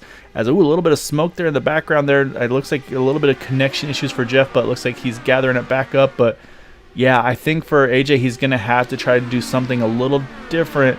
But again, at the same time, you don't want to risk giving up the track position, because if we get a yellow, we're at 5 to go here. We would still get we would still get a restart, but there are no green-white checkers here. So it's a tough position to be in here, Chris. Do you want to just wait, time your move, as here goes the 4. He's going to dive it low in 3. This is a good opportunity here. This would be the drag race coming to the line for a potential photo finish here. And right there it would go to, I couldn't tell, that was too close. But that's what AJ has to do in turn number 3 if we get to that white flag. Think that would have gone to AJ right there, but AJ has not defended as well as he was earlier, where he's kind of gone to the middle, but, you know, with such a big set of asphalt, Nick's gone all the way over to the yellow dotted line. So, you know, you kind of got to commit yourself to a full defense and make sure that person goes to the outside, but AJ's been making all his passes to the outside as he's trying to do right now. So if he can get that run off the top right here, coming with 3 to go, I think he's going to get the lead, but I think for him to defend, he needs to close it all the way off, just like he would Daytona or Talladega, where you just sit in that yellow line. Yeah, as we're at 3 to go, and I think you're exactly right. I think the move needs to be, it looks like you need to be on the inside line entering turn number 3, and as I think Luis Gonzalez may have just kissed the wall there entering 1. I don't know if he's going to be too hurt. Oh, yeah, that car's got serious suspension damage. He's in the wall, but he's keeping it pointed straight. Now it loops around. This could be a yellow that could end this race here. But right now, yep, caution is out. Now the question is who had the lead at the time of the yellow, because this will most likely be it. And it looks like it will be Nick DeGroot was leading when the yellow comes out here over the AJ Hobson. It's going to be a heartbreaker for AJ, and that's why we talked about why you maybe don't want to risk losing that. And you can see Nick wasting no time. He's going to hustle it down through the start-finish line. So let's go back first. Let's see what happened to Luis here, and then we'll watch to see if we can try to find at the time of the yellow what happened or where that all occurred. So you see the 18, you see the 14 here. Again, everybody's trying to fight for that same track position. And I think just a little bit of net code, honestly, there between the 18 and the 15 there. Nothing really intentional or anything like that, just bad luck for Luis. But then you can see what happens once he gets there. That car just completely no control of it, and say we'll even pop on board here. Look at the steering wheel. He's got that thing turned straight to the right, but look, that car just will not turn. That's got that front suspension damage, and unfortunately solid contact to the inside wall. And then just unfortunately with where that car was, it throws the yellow. So now let's go over to where AJ and Nick were battling for a position here. Because look how tight this is, Chris. We're going to try to see if we can... I'm going to actually go behind Jeff Heisong here. We're going to hop on board with him, and we'll run slow-mo to see if we can find where the caution lights fly. So if you see it before me, let me know. And you see the caution lights right there. They haven't triggered... Oh, no, actually, those are the cones. There's the caution lights already up ahead from Nick DeGroot's point of view. So I'm going to try to go further back and try to find someone who maybe has a better view. Here's one right here. They're still showing green for me there. So I'm curious about this, Chris. When those caution lights, because to me up front it looks like, oh no, they're still green. I'm sorry. So right, nope, not yet. Let's keep going back. Apologies again. Wow, this looks like the caution lights took a little while to switch off. So you can see it's still green. Yeah, when that car was off the track, he was trying to keep it straight right up until he got, just lost all aero dependency. So there it was, right there. It's right when the caution happens. Yeah, you saw it right there. That's what a split second were. So we'll pause it, and you can see entering the tunnel turn, clearly Nick DeGroot ahead. And yeah, so had that caution come out maybe, about 5 seconds sooner, it's very possible that number 4 would have been leading this race. So let's jump back live here because these guys running under yellow here. Lights are lights are on the pace car. We're on 1 to go. There are no green white checkers here. So this will be our race result this evening, with Nick, AJ, and Jeff being our top 3 tonight. Yari and Eric going to finish rounding out our top 5. So definitely a heartbreaker for a couple drivers like Luis Gonzalez, Matt Wagner. Those two are definitely gutted for what could have been, what might have been for them. But man, definitely a tale of 2 races though here tonight, Chris. Early on, everybody's just kind of cruise control, taking it easy, no big pressure, no big moves. And then once that fuel mileage started to change, what the strategy is going to be, these guys they went for broke there at the end. Yeah, definitely, hard situation for hard situation for these guys that, wrecked at the end and things like that. But I truly believe, with that, 5-second gap, plus or minus, I think AJ probably could have been winner of this race. Fortunately, we don't get a a green to checkered finish. We have to finish on the yellow, which is poor normal rules here at IndyCar, but very good race from these guys all around. We had a couple of wrecks and a couple of yellows happen at inopportune times for some people, but overall, very exciting race. Nothing too dull. I think is this the end, or yep, we have one more? Yep, coming across the checkered right there as Nick DeGroot takes the win. AJ Hobson, Jeff Heisong going to round out our top three there. And so before we pull up our interviews, I should say, we'll pull up our final results for tonight as we watch Nick go around. He's going to be celebrating here in just a moment. But Nick DeGroot, AJ Hobson, Jeff Heisong, as we mentioned, are top three. Then you get to Yari Brupacher, Eric Peterson, 4th, 5th, Joseph Morales, Charles T, Dan Marrera, Taylor Reeves, and Gary Corley are top 10. And Dylan McIntosh, Joseph DeSiro rounding out our lead lap finishers. And then we go down to those a lap or more down, unfortunately, involving William Gunn, Luis Gonzalez, Matt Wagner, Christian Alesho, Jim Herrick, and CJ Holloman. And before we pull up our interviews, I think we'll probably want to say, because Nick's hustling this thing around, I think he wants to celebrate, and I think he wants us to be watching that as he does for a big power slide. And he's going to lose the front wing there, pulling a Chad Knaus there. We'll have to give him a hard time about that one, making sure that car passes Tech after that fast repair. All of that being said, it looks like it kind of brought itself back there, but this is going to be, I think Nick's going to be really happy about this. I mean, of course, you always like to win, but I think to have to recover like he did there from that incident with Gary Corley, get back up in position to win this race, that's definitely one that you're going to feel good, where it's like, hey, I wasn't just up front controlling this thing. I had to work to get back from the teens or so back to the front. So, yeah, definitely a tough one for Nick to chase back down. Yeah, very, very... It was almost like a comeback race, where you had those miracle races where everything just kind of not goes your way, and then you fight and you fight and you fight. Almost like the Kyle Larson race earlier this year, where he had to have he hit everything, car caught on fire and everything, but it took a lot of resilience to keep coming back and fighting and everything else like that. So good win for Nick. I think this one probably goes in his book of top wins. Yep, I was saying we'll find out from him in a little bit, but first we're going to kick it off with our third place finisher. That's going to be the number 18 of Jeff Heisong. Jeff, you were right there at those closing laps, but it seemed like those top two, it's hard to find a way to kind of sneak in between those two, as kind of the way that draft works. You can get there, but then you just lose the momentum when you need it the most. But I mean, so you get the win at Vegas 2 weeks ago, you get a podium here tonight. I mean, still overall a pretty good solid start to the season, but I mean, I'm guessing it's one of those you want to get that just that little bit extra. I mean, what do you think it would have taken to try to jump ahead of that 4 and the 89 there at the end? First of all, sorry to Luis right there, a little bit of netcode going into one, and he kind of was the victim of it. But yeah, I felt like I had a run off of 2 right there, right when the yellow came out. So I don't know. I was going to hope that the high line gave me a little clean air and something for him in the last couple of laps, but we didn't get to find out. Yeah, Jeff, we very kind of quiet race for you. You're kind of just sitting around in the back, just trying to fight as much as you possibly could. Definitely like you had a chance at the end of this race to kind of take over if Nick and AJ decided to take each other out. Was that your plan all along, or you were just going to try to push it 3 wide on the last lap? That was kind of the goal right there, was to get a run and maybe push it 3 wide and throw something in there and see if it could stick. I mean, I'm not going to throw it in there and wreck the 3 of us. So if I'd had to lift out, I would have done it. But it was a hell of a drive from Nick to get taken out and then drive back to the front. So I'm not sure I had anything for him in the end. Yeah, it was definitely a really hard fought race. Obviously, a lot of different strategies throughout the course of the race. Fuel savings, for maybe trying to make it one less stop, and then the timing of that first yellow, same thing, right on the edge of that stop, maybe one stop less, and of course that one yellow comes out where it's like, okay, now all bets are off.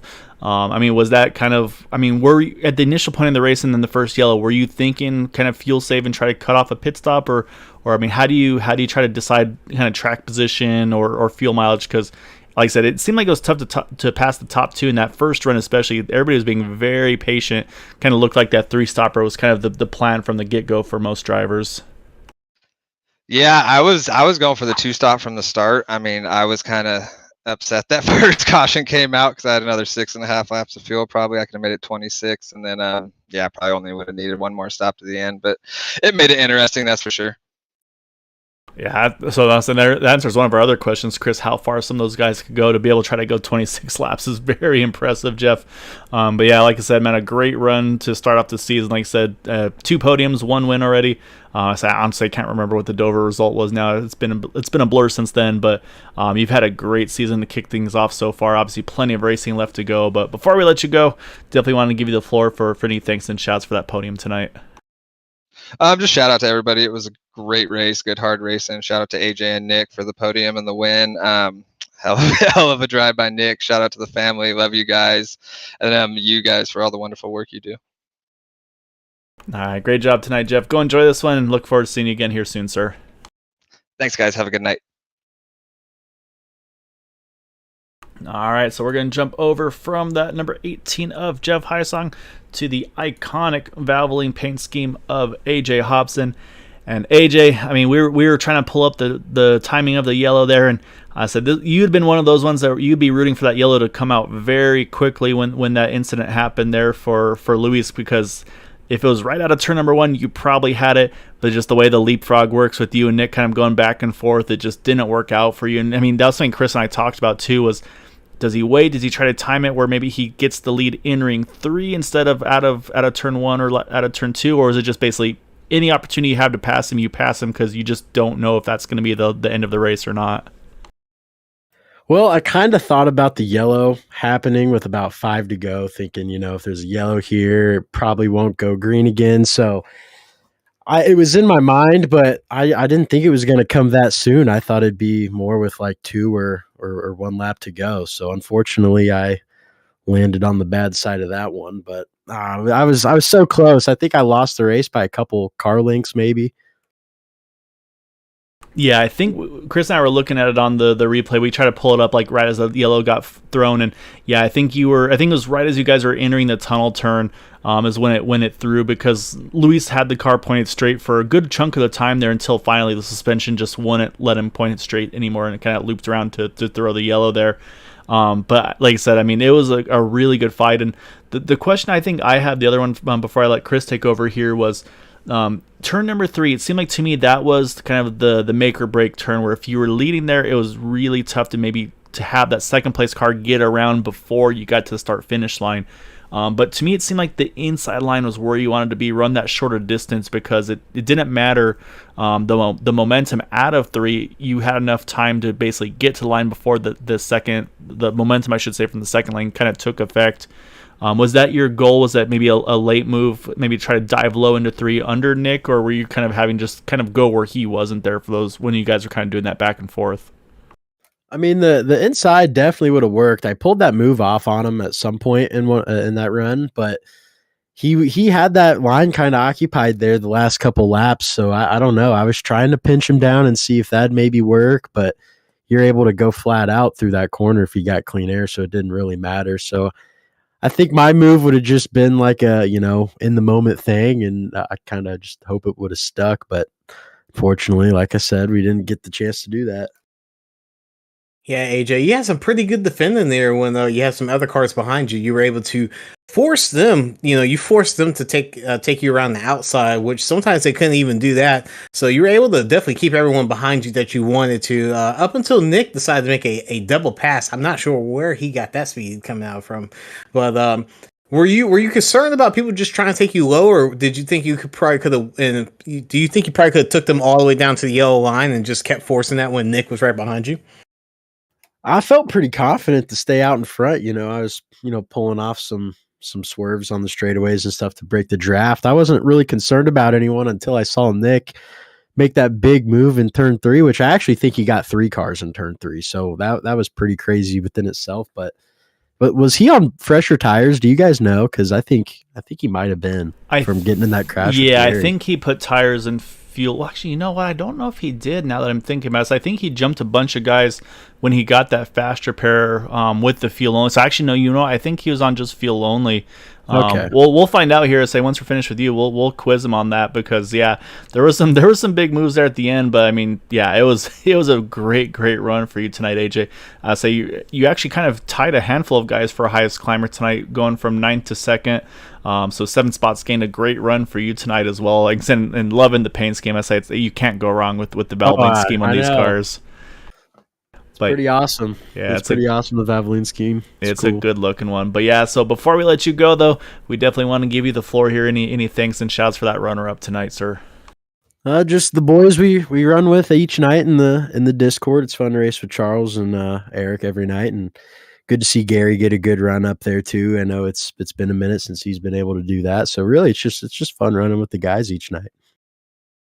Yeah, and I think that's what it boils down to. It's just kind of like I said, it almost turns into like almost a bit of a hangout with racing involved. But kind of just hang out with your buddies and all that. So I say definitely looking forward to seeing more of you over the course of the season, AJ. Great job tonight, and I'm sure we'll be talking to you one spot higher here soon. Yeah, hopefully. It's been a minute, so I'm coming for that first place finish. All right, looking forward to it, sir. Great job tonight. Thank you. All right, that leaves us one left to chat with here, Chris.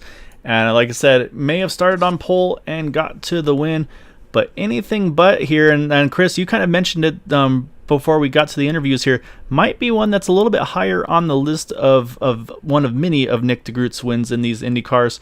Because, I mean, what you had to come back from involved in the incident, able to make it to pit road, kind of not have to restart the end. And I believe, if I'm not mistaken, they're actually fuel only there, plus maybe the fast repair to kind of jump a couple of guys on pit road to give you a little bit more track position as well there. And then, I mean, the move of the race there, getting, I don't know if it was a 2 or a 3 for 1 entering turn number 3 there.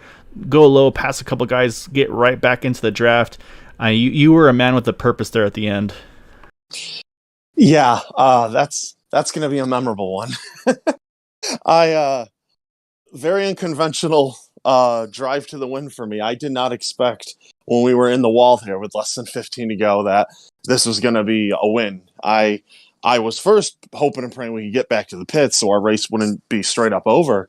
And after we did, I'm like, okay, let's push hard, see if we can get a top 5. And just the way everything worked out, we had a couple good moves there. We had that moment, as you said, in turn 3 where just the seas parted. Everybody went up top and gave me all that clean air, was able to jump right up into the lead. And before that's unfortunate what happened with Eric and Wagner, but that was 2 guys that were going to be very difficult to pass who kind of just got out of my way with via the incident. So yeah, had a little bit of luck too. And I'm just kind of wow. Yeah, Nick, I don't know how in the world you make 3 passes in less than 5 football lengths right there coming out of 3. You made 3 passes. No one even saw that coming. I think everyone got caught off guard when you made that pass. Was that something you just committed to and you knew you were going to make, or was it just something that just kind of came to you as you were rounding the corner? I was just going where they weren't. If they went low, I was going high. If they went high, I was going low. But coming off the corner, I was worried I wasn't going to be able to clear. I was sorry, you tell them all mixed up. I was worried that I wasn't going to be able to clear whoever was second, and I'd lose all my momentum and I'd be right back to square one. But thankfully, slid right up between AJ and I think it was Luis, and then easily got the run on AJ down the front straightaway. And then we started duking it out the conventional way, going back and forth. Just got to that point of no return, holding our breath, looking to see, is there going to be yellow? We're going to get a green finish. And I remember last season in this race, I was in a similar battle with Andrew Wood, and we had that caution with like 2 laps to go when I was right wheel to wheel with him. So that was definitely on my mind. So this time there was a caution that actually ended up in our favor. So yeah, that was a wild 15 laps. Yeah, it was a really, really impressive run. Like I said, a great recovery as well. And so, I mean, I'm going to go back now to the beginning of the race because it looked like you kind of had a little bit of a reminder from Dover because we were running the numbers like this is going to probably be a 3-stopper if you can save 4 if you kind of go full send from lap 1. And I mean, you just basically just kind of tucked in behind Yari and said, "You have at it, buddy. I'll cruise with you." And you really made no moves there that first stint of the race. And I want to say it was either the second or third run of the race as well, where you kind of went from about the top 2, top 3 back to about 8th or so. Was that basically you saying, you know what, I think I can pull a pit stop out of this thing and kind of just save and kill one pit stop? Or, I mean, take us through kind of the strategies over the course of tonight with the fuel mileage. Yeah, so like you said, I kind of remember Dover, and that was a place I expected to get a caution. Today, I was expecting that it might be a bit greener. So, yeah, I was wrong on both counts because Dover only had the 1 or 2 yellows, and here we had a ton of them. So you really never know what's going to happen. But from lap 1, I was saving, and anyone who knows me knows I hate fuel saving. I hate doing that. I just want to go all out. And this race did not help that because I saved really hard those first 20 laps. Then we get a caution that undoes the 5 laps that I had just saved during the first 24 or 5 laps. Then, okay, we're back to fuel save again, but it's going to be even harder this time because of when that first yellow came out. I do a great job, go longer than everyone else, get to lap 48, and then boom, 3 laps later, there's another caution. Just completely eliminates the fuel mileage race. So then we're going hard to the next pit stop, and then lo and behold, on lap 63 or 64, we get another caution that makes it a fuel race again. And then I'm saving fuel and ended up having that incident with Gary, which was unfortunate, but in hindsight, I guess it all worked out. But looking back on that, I kind of realized what happened right after the incident when I started thinking about it, because Gary and I had been going back and forth a lot today. He was running really strong. And when he got under me, I would always just let him go. And in that situation, for whatever reason, I just felt in the moment, I'm just going to hang up top here. I want to stay in third behind Luis and Yari as they're swapping in. So he went in there expecting to have the whole track, and he didn't. I was right next to him. So that's unfortunate for both of us, but glad he still, I think, got a top 10 in the end either way. But yeah, then it set up that shootout to the finish where just absolute mayhem and bedlam all the way through. Yeah, it was a really, like I said, there's a lot of different things going on in the course of the race. And then like I said, on your side too, like I said, you had the fuel save, okay, fuel save again, okay, and then you think you're good, then back to fuel save, and then like I said, and then involved in the incident, then you just have to kind of go for broke there at the end. But yeah, it worked. Just drive as hard as I possibly could those final few laps, which really made up for the 50 laps of fuel saving. Went from going, okay, just fuel save, half throttle all the way around the track. And then at the end of the thing, it's a completely different race, going 110% all 3 corners, every straightaway, which is just, it's wild here. It's very easy to find trouble. So at least you got to get into your kind of your zone there, if you will, of kind of going full send at the end, because it was a lot of fun to watch, and it was really impressive the moves you were making, man. So like Chris said, I say definitely probably one that you'll have towards the top of your list of some of your very memorable wins with these cars as well. So we won't keep you too long. We'll let you go celebrate next, but before we let you go, definitely want to give you the floor here for any thanks and shouts for that win tonight. Yeah, as always, everybody, Factory Back Motorsports. I think we got them plenty of TV time tonight from Canvas Shoes, KobeMoore.com, Motorsport.com, Wegmans, Guadamo of U-Haul Detailing, Cowboy Shit, and everybody else who supports us.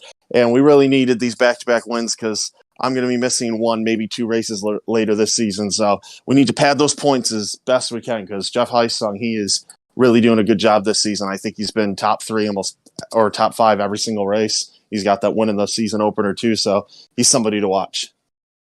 Yeah, so everybody's been stepping their game up for sure. So we'll miss you those couple of nights. I'm sure the opposition may have other feelings there, but great job though tonight, Nick. Go enjoy this one, and look forward to see you here soon, sir. Thank you, guys. All right, Chris, that is our race winner in that number 89 of Nick DeGroot, and you could just tell from his voice there, like. He went through a lot tonight to even be in the running to have even just a chance at the win here tonight with everything that was going on with the fuel mileage, with the caution, being involved in the incident at the end. I mean, it was an eventful one for him tonight, and saying those are those ones when you can kind of come through those and come out up top with the W. Those are hard to top sometimes for kind of feeling like you really accomplished something in these ones. Yeah, that's definitely a race where you just never mentally give up. Even though you wrecked and you're sitting there, you're like, man, 15 laps, I'm not gonna come back. I'm not gonna get a top 10 with the way that everyone's racing. So it's one of those mental struggles that you have to have, and when you have that fortitude to come back and race, and all of a sudden you start looking, and you're like, oh, well, there's a caution there. Here's another caution. Oh, look, I'm back. I'm sixth. I can pass a couple of these guys. I have a really good car, and you make a pass like he did. That gives you all the time. That gives you all the confidence in the world to, fight as hard as you can and not really worry about another wreck because you already wrecked. So, the worst case scenario is you just don't finish the race this time. Now that you have your fast repair. So, one of those kind of mental battles that make the victory that much more sweeter. Very good. Good congratulations to Nick DeGroot. That was a very good race. To all the top three, really, great race for them. Yeah, a really fun one here tonight at Pocono. And that's the thing is like Pocono with these cars, to me just never disappoints. So we hope you all enjoyed it. As I Chris, I think we definitely had enough fun on our side with these guys as well with these cars. It was a good one tonight.